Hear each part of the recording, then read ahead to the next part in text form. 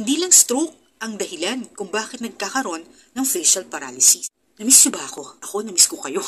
Anyway, itong sa araw na to, let me start again na magbigay ng mga simple tips. Simulan natin dun sa kaso ng isang kapitbahay natin. Ang tinutukoy ko, facial paralysis. Yung bang bagsak yung mukha, hindi gumagalaw yung mga muscles, pwedeng bilateral, pwedeng kalahati lang.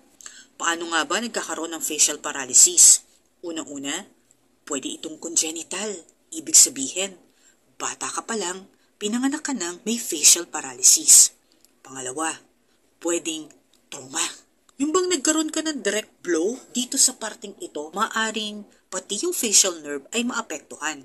Sumunod, pwedeng condition or disease. Well, pwede yung mga infection, halimbawa viral or bacterial infection. Pwede rin naman na magkaroon ka ng facial paralysis kapag ikaw ay na-stroke. O di kaya yung meron kang tumor.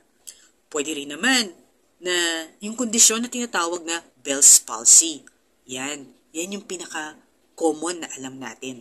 Sana through this video, malaman mo na hindi lang stroke ang dahilan kung bakit nagkakaroon ng facial paralysis.